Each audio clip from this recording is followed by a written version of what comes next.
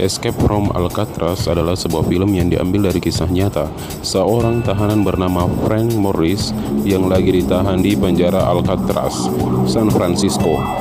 Kalau dengar kata penjara, apa sih yang ada di benak kalian? Kejam, kriminal, seram? Yap, memang gak salah. Di film ini, penjara Alcatraz memang digambarkan seperti itu. Walaupun penjara ini dikenal sebagai penjara dengan keamanan paling ketat di Amerika, petugas penjara yang kejam dan berdasarkan sejarah gak pernah ada tahanan yang berhasil kabur dari penjara ini. Perjuangan Frank Morris dan kedua temannya untuk kabur dari penjara ini mampu ngebuat penontonnya keheranan. Gak nyangka, kok bisa ya ada tahanan yang berhasil kabur dari penjara dengan keamanan paling ketat di Amerika. Seperti yang sudah dibahas secara singkat, film ini menceritakan tentang seorang tahanan kelas kakap yang ditahan di penjara Alcatraz pada tahun 1960. Frank Lee Morris atau yang biasa dipanggil Morris adalah seorang pria parubaya yang dikirim ke penjara Alcatraz karena udah ngelakuin beberapa tindak kriminal. Penjara yang terkenal ketat soal pengamanan dari setiap tahanannya terlihat jelas saat Morris pertama kali datang ke penjara ini. Borgol di tangan dan kaki Morris dipasang kuat dan baru dilepasin saat dia sampai ke sel tahanannya.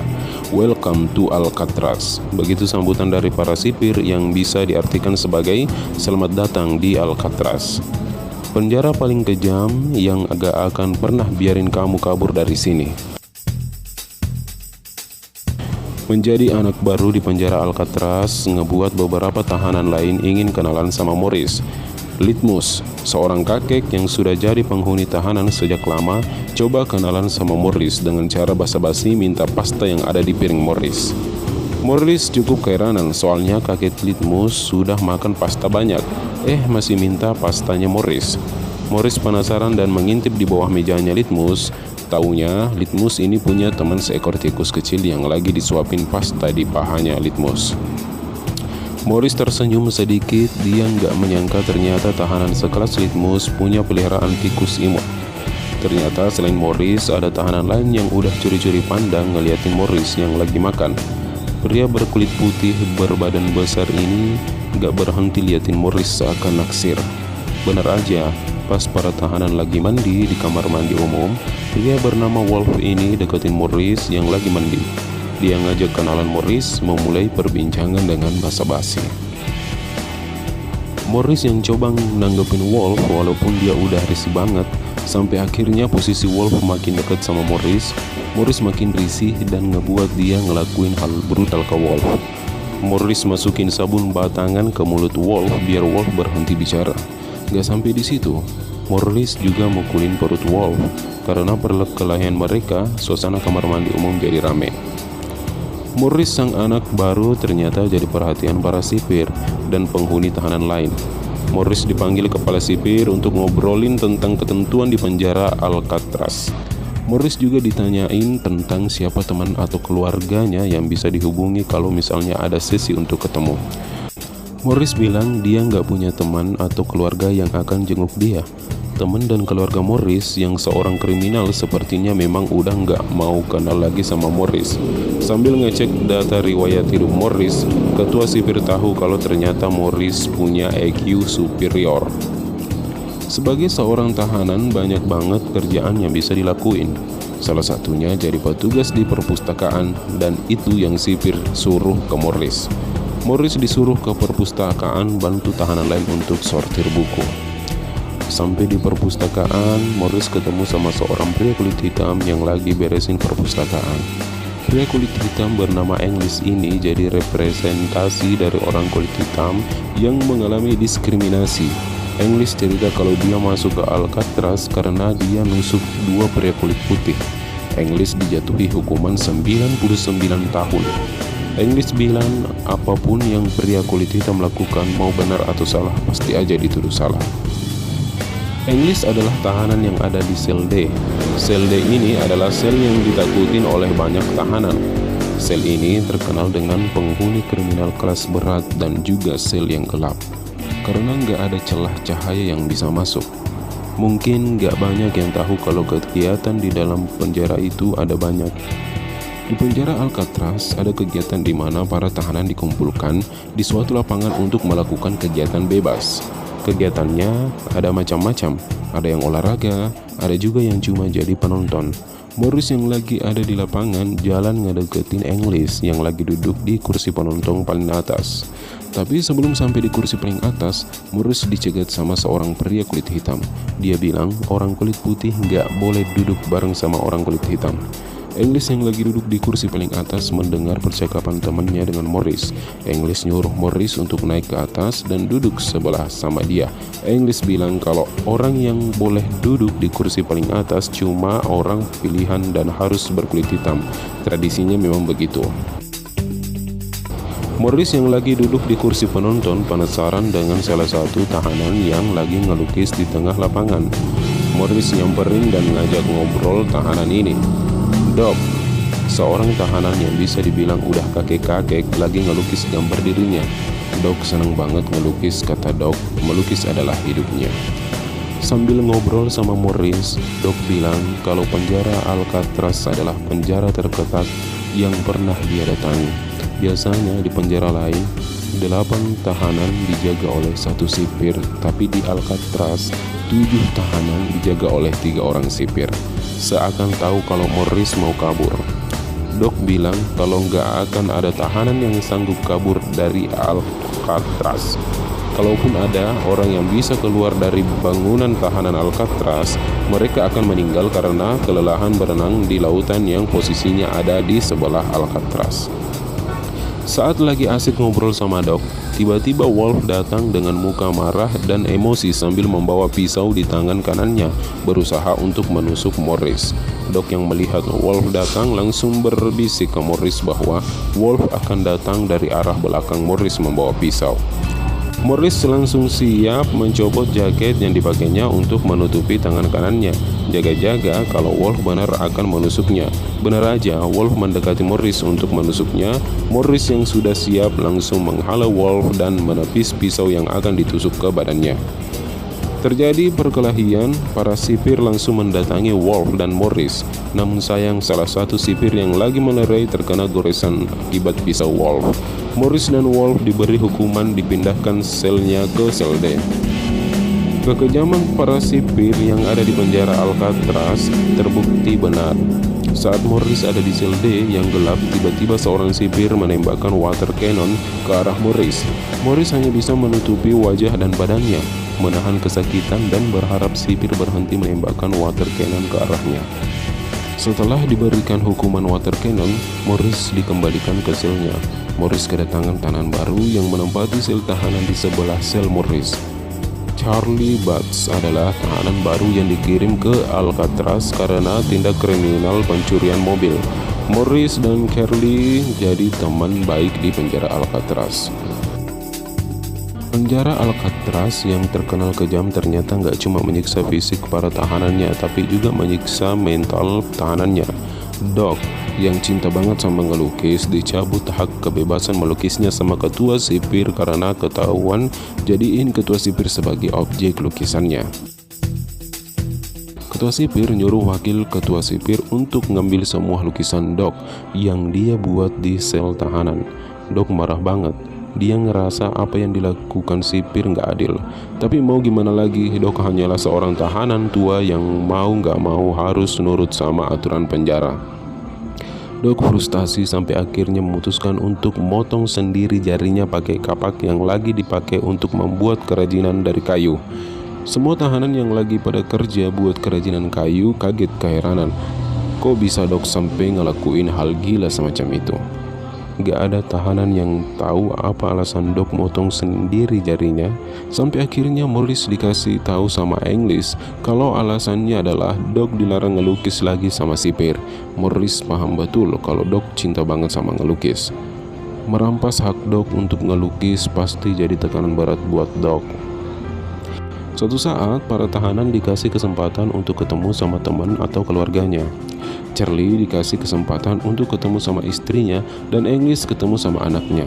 Di momen itu mereka berdua terlihat sangat sedih. Anaknya English kasih tahu kalau dia mau nikah. Di situ English ngerasa sedih banget karena pengen ada di pernikahan. Sementara Charlie dikasih tahu sama istrinya kalau ibunya udah sakit-sakitan. Setelah sesi kunjungan berakhir, Charlie ngobrol sama Morris. Charlie bilang kalau seandainya Morris punya pemikiran untuk kabur, dia ingin ikut. Morris kepikiran sama apa yang Charlie omongin, dan hari demi hari dia lalui mikirin gimana caranya bisa kabur dari Alcatraz. Morris tahu kalau Alcatraz dijuluki sebagai The Rock karena penjara ini memang susah banget untuk bisa dibobol oleh tahanan agar bisa kabur. Tapi Morris yang punya IQ superior akan cari cara agar bisa kabur dari penjara ini. Morris cari cara gimana biar dia bisa kabur. Dia perhatikan sekeliling apakah ada celah yang bisa buat dia kabur dari sel tahanannya. Tiba-tiba dia lihat dari ventilasi udara yang ada di bawah wastafelnya ada kecoa yang masuk ke dalam sel. Morris yang pintar ini mikir, kalau bisa ada kecoa yang masuk berarti ada sebuah celah di luar ruangan sel yang bisa jadi tempat keluar masuk. Morris ngedekatin ventilasi itu dan dia nemuin lagi kalau ternyata tembok di sekitar ventilasi udah keropos. Dia coba untuk hancurin tembok tersebut pakai gunting kuku. Ternyata berhasil. Sedikit demi sedikit tembok mulai runtuh. Morris juga memikirkan hal detail agar nggak ada kecurigaan dari sipir. Morris menyiapkan jaketnya di samping tembok yang dia tahu bahwa dia harus kerja serapih mungkin supaya nggak dicurigain sama sipir. Ide kabur yang Morris temukan diceritakan ke Charlie, tetangga selnya, dan juga si kembar John Anglin dan Clarence Anglin yang memang pengen banget kabur dari penjara Alcatraz. Mereka mulai nyusun rencana gimana caranya bisa kabur dari sel tahanan yang pengamanannya super ketat. Mereka bagi-bagi tugas. Morris akan terus gali tembok dekat ventilasi udara demi ngecek seberapa tebal dinding tembok, sehingga nanti Charlie, John, dan Clarence bisa diikuti caranya. John dan Clarence kebagian tugas untuk bikin pelampung dari jas hujan yang didapat dari tempat mereka bekerja di tahanan. Charlie bertugas untuk memantau sipir kalau sipir mulai mendekati sel tahanan Morris selagi Morris menghancurkan tembok. Menghancurkan tembok pakai gunting kuku ternyata butuh waktu lama dan malah bikin tangan Morris terluka.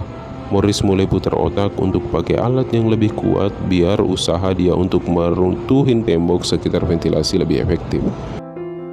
Morris dapat ide pas lagi makan. Dia berpikir bahwa sendok bisa jadi alat bantu dia untuk ngeruntuhin tembok. Biar nggak dicurigain sipir, Morris ngotorin sendok yang dia pakai untuk makan biar bisa minta ganti sendok ke sipir. Lagi-lagi usaha dia berhasil. Dibantu John yang bertugas ngalihin perhatian sipir, Morris yang diberi kesempatan sama sipir untuk ambil sendok baru langsung dengan cepat ambil 2 sendok. Satu untuk makan dan satu lagi untuk jadi alat ngeruntuhin tembok. Morris memang banyak ide. Sendok yang tadi dia dapetin dia gabungin dengan bagian gunting kuku supaya alat yang dipakai ngeruntuhin tembok kuat dan gak melukai tangan Morris. Sedikit demi sedikit tembok itu mulai bolong. Berkat bantuan Charlie, Morris bisa lebih tenang meruntuhkan tembok karena dia tahu kapan sipir datang ngehampirin selnya.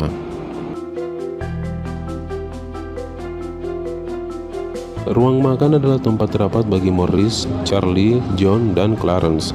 Mereka berempat selalu diskusi tentang gimana progres tugas yang udah dikasih. Keempat tahanan ini optimis mereka bisa kabur secepatnya. Morris bilang kalau tembok di selnya udah mulai berlubang besar, sedikit lagi bisa dimasukin. Morris bilang ketika temannya bahwa rencananya mereka akan kabur di malam hari saat sipir nggak bekerja semaksimal siang hari. Tapi Morris juga bilang bahwa biar nggak ketahuan kalau mereka berempat lagi kabur, mereka berempat harus buat sesuatu yang menyerupai kapal biar sipir bisa percaya kalau mereka masih ada di dalam sel padahal mereka lagi kabur. Tembok yang Morris hancurkan udah cukup untuk Morris masukin, tapi masalah lain datang. Ventilasi yang terbuat dari besi ternyata nggak bisa dibuka. Morris udah coba tendang besi itu tapi nggak bisa terbuka. Morris lagi-lagi harus cari ide agar besi tersebut bisa kebuka. Morris menemukan ide saat dia dan tahanan lainnya lagi ngerjain pekerjaan perkakas dari besi. Morris buat sebuah alat yang fungsinya untuk bantu dia mencopot besi ventilasi. Dia udah buat alat itu, tapi Morris tahu kalau dia nggak akan lolos dari tes metal detektor yang dipasang di pintu keluar ruangan. Charlie juga bilang gitu. Charlie rasa Morris nggak akan berhasil bawa alat kecil itu keluar dari ruangan. Keberuntungan ada di pihak Morris. Memang metal detektor bunyi dan sipir memeriksa Morris dan Morris memberikan alat kecil itu. Tapi Morris memang benar jenius. Dia buat alat itu 2 buah. Yang satu memang udah disita sipir, tapi ada satu lagi yang berhasil disembunyiin di bawah sepatu dan lolos dari penggeledahan sipir. Morris kembali lagi ke selnya dan pakai alat itu untuk nyopot besi yang susah banget dicopotnya. Akhirnya besi itu bisa dicopot dan Morris bisa masuk ke lubang itu dan cari jalan biar bisa kabur dari tahanan ini. Sambil mencari jalan keluar, Morris mulai membuat patung yang menyerupai kepalanya untuk mengelabui sipir. Patung itu terbuat dari majalah yang sering diberikan oleh English kepada para tahanan. Lembar demi lembar Morris basahin dan dibentuk menjadi kepala Morris. Setelah jadi bentuk kepala, Morris juga menempelkan rambut yang persis seperti warna rambut Morris. Morris udah nemuin jalan keluar. Tempatnya gelap dan posisinya ada di atas sel para tahanan. Pelan-pelan Morris menelusuri jalan untuk kabur. Jalan yang dirasa Morris sangat aman karena nggak ada sipir yang berjaga di area itu. Patung yang menyerupai kepala Morris dengan rambut persis mirip Morris ternyata benar-benar berguna. Sipir yang selalu berpatroli mengecek para tahanan gak curiga dengan keadaan sel Morris. Sipir menganggap patung kepala di tempat tidur Morris adalah Morris. Morris sudah menemukan jalan untuk bisa kabur, tapi masalah kembali muncul. Untuk kabur ke bagian lain, Morris mengalami kesulitan karena dia harus lompat untuk manjat, tapi besi yang akan dipanjat sangat tinggi. Morris nggak bisa lompat untuk nyampe ke besi itu. Morris perlu bantuan orang lain. Morris tahu kalau besi itu berjarak berdekatan dengan besi lain, sehingga badan manusia nggak akan cukup melewati besi itu. Morris cari lagi cara biar besi itu bisa longgar. Ketemulah ide untuk ngambil kipas angin yang ada di ruangan musik untuk dijadiin bor. Morris dan Charlie sama-sama seorang pianis. Piano zaman dulu emang beda sama sekarang. Piano zaman dulu ditempatin di tempat yang gede, bentuknya seperti koper. Lihat ada kipas angin nganggur buat Morris ingin ambil kipas angin itu. Morris bilang ke Charlie kalau dia akan ambil kipas angin itu dan akan dimasukkan ke koper yang berisi piano. Menurut Morris, sipir nggak akan curiga dengan isi kopernya. Toh tempat untuk taruh pianonya masih punya space kosong untuk diisi. Morris lolos lagi dari penggeledahan yang dilakukan sipir. Kipas angin yang akan dijadiin bor sukses dibawa Morris ke sel tahanannya. Progres dari John dan Clarence sudah dikit lagi selesai. Morris minta tolong John untuk bantu dia menggapai besi yang ada di bagian atas. Morris dan John ngendap-ngendap jalan ke jalur kabur. John bantu Morris untuk naik ke atas sambil ngebor besi. John juga bantu Morris untuk mencongkel besi itu pakai pipa. Jalur untuk kabur udah siap. Tinggal tunggu pembuatan pelampung dari jas hujan selesai. Mereka berempat bisa kabur dari penjara Alcatraz. English si pembawa buku dan majalah ini tahu betul bahwa Morris akan kabur. Terakhir kali bertemu Morris, English mengucapkan see you later dan Morris balas ucapan dengan goodbye, menandakan Morris akan pergi meninggalkan penjara Alcatraz. Dalam hitungan hari, Morris, Charlie, John, dan Clarence sudah siap akan kabur. Namun sipir yang penasaran dengan sikap aneh yang diperlihatkan Morris mendatangi sel tahanan Morris dengan tiba-tiba. Ketua sipir masuk ke sel tahanan Morris dan melakukan investigasi. Dia mengecek sel tahanan Morris, memastikan gak ada hal yang mencurigakan. Karena bisa merencanakan upaya kaburnya dengan rapi, gak ada hal mencurigakan yang didapatkan. Tapi tetap sipir menggeledah kasur tempat Morris tidur. Tas yang berisi piano yang seharusnya berisi kipas angin juga tidak terbukti ada kipas angin. Lubang ventilasi yang dicurigai udah dihancurkan ternyata tidak terbukti dihancurkan. Morris memang cerdas. Dia melakukan ide kaburnya dengan luar biasa. Ketua sipir tetap merasa curiga dengan gerak-gerik Morris. Ketua sipir meminta wakilnya untuk memindahkan Morris ke sel tahanan lain. Beruntunglah Morris dan ketiga temannya karena sebelum Morris dipindahkan, mereka udah berhasil kabur dari selnya. Upaya kabur mereka dilakukan di hari Selasa, di mana pelampung yang akan mereka gunakan untuk mengarungi lautan udah selesai. Maurice, John, dan Clarence udah bertemu di titik pertemuan mereka. Namun Charlie nggak datang. Charlie masih bimbang untuk kabur atau enggak. Sebelum memutuskan untuk kabur, Charlie nangis kebingungan apa yang harus dilakukan. Karena nggak mungkin nungguin Charlie, akhirnya 3 sekawan ini keluar dari sel tahanan. Mereka sangat berhati-hati dalam melangkah karena salah sedikit habislah nyawa mereka. Keamanan yang ketat berhasil diterobos oleh 3 sekawan yang punya keinginan tinggi untuk kabur. Sayang Charlie terlalu lama memutuskan untuk kabur, udah ditinggal sama temannya. Satu persatu ruangan mereka lewatin demi bisa keluar dari bangunan penjara. Benar kata Maurice, di malam hari gak banyak sipir yang berjaga sehingga mereka bisa leluasa kabur dari Alcatraz. Setelah melewati rintangan, mereka bertiga sampai di pinggir laut penjara. Mereka bekerja sama untuk meniup pelampung yang udah dibuat. Dengan penuh tekad, mereka bertiga bermodalkan pelampung mengaruhi lautan yang luas dan dalam, yang gosipnya gak akan ada orang yang berhasil mengarungi lautan yang satu ini. Beberapa hari setelah tersiar kabar bahwa 3 tahanan Alcatraz berhasil kabur dengan cara yang aneh, mereka menggali lubang tembok, membuat patung menyerupai kepala mereka, dan mencari jalan keluar untuk kabur. Serasa rencana yang sudah terorganisir, ketua sipir yakin bahwa ketiga tahanan yang kabur akan meninggal beberapa jam setelah ada di laut. Namun sampai saat ini, polisi udara menyatakan bahwa mereka nggak pernah menemukan jenazah ketiganya. Pemerintah menganggap Alcatraz sudah nggak bisa menjaga para tahanannya, sehingga penjara Alcatraz ditutup permanen.